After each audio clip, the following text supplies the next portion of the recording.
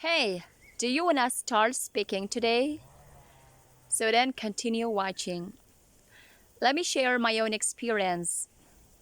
4 years ago, I was a total beginner. I didn't know how to speak, I didn't know to organize my thoughts.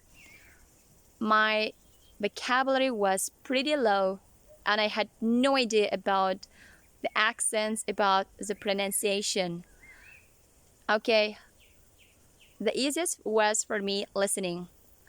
I chose podcast episode and decided to listen to it for a few times. After listening to it for a few times, I got its meaning. I got the general meaning. Of course, there were some unfamiliar words. I accessed to the Google Translator. I translated the words and got the meaning. After this, I would imitate. I loved shadowing method.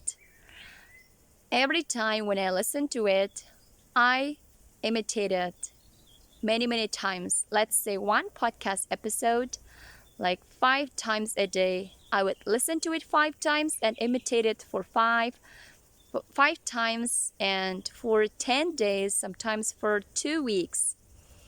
Because repetition is the key skill. Actually, there is a saying goes like repetition is the mother of skills. When you repeat the same podcast episode again and again, it's going to stick to your mind, especially the patterns, the sentences, the vowels, the intonation, the stress, the rhythm of English. So then I chose another podcast episode and it did the same practice. So for about 6 months, I loved imitating and I loved shadowing. That helped me a lot. So I started detecting some intonation patterns. I started detecting some connected speech patterns. And of course, that improved my pronunciation immeasurably. Because a year ago, I had no idea about pronunciation. How should I pronounce the words correctly? How should I put the stress? Which word is going to be the stress? Which is the primary stress? Which is the secondary stress? And now I am more aware of those all like elements of language. Now I can integrate all of those knowledge, and whenever I listen to something in English, I notice a lot of things.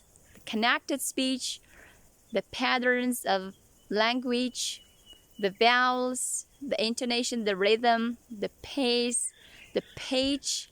So you gotta just do it at least 3 months, or you can do it for a year.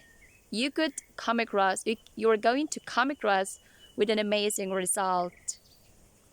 So let me share the topic, a cat person, a dog person. Actually, this morning I was doing some research related to this topic, and I've come across with incredible words.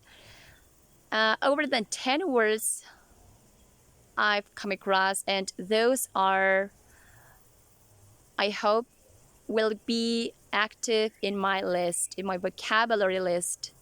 Now, let me describe a cat person. A cat person is more adventurous. Due to their nature, they are curious nature.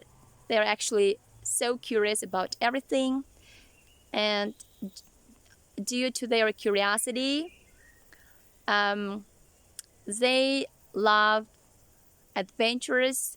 At the same time, they are a bit reserved. So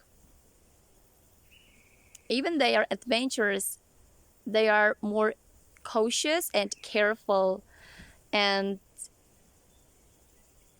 also they can be, let's say, they can be more more like, oh gosh, you see, I lost what I was gonna say, and let me change the topic to a dog person. Okay, actually, I'm a bit cat person, like, because I'm a bit reserved and I'm not so sociable. If the person is a cat person, he or she is not a like so sociable. They are more independent. They are more creative. More. Um, there was another word like. Okay, I can't remember it. They are more creative, imaginative. Okay, the word was imaginative. A cat person is more imaginative, so they can come up with like amazing, incredible ideas, original ideas, unusual ideas. At the same time, they can come up with like amazing solutions too. That was about a cat person.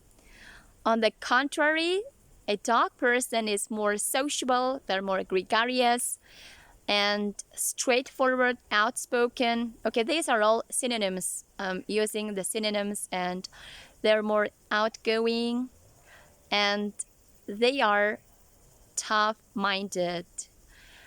A dog person is a bit, not a bit, they're usually tough-minded, which means they're more focused on like the circumstances instead of focusing on like emotions, more feelings. So at the same time, they're conscientious. I have heard this word many times, but first of all, to be honest, I didn't know how to pronounce this word and I didn't know its meaning, but I've heard this, I've read this word, and now it is time to use it and not forget it forever. Conscientious means if it's supposed to be right, they're gonna do it. If it's wrong, they're not gonna do it. So a dog person is conscientious, and of course they are more loyal and devoted. Okay, and that was it for today. Actually, there were one more word for about a dog person, altruistic. A dog person is more altruistic, means unselfish. They're not unselfish. Okay, I'm so happy to share these words because when I share it in front of the camera, they're gonna be more active, they're gonna stick to my mind, and of course, the thing is, I'm challenging my speaking, and at the same time, I'm sharing my experiences. If it's helpful for you, please take advantage of it. And that is it for today. See you next time.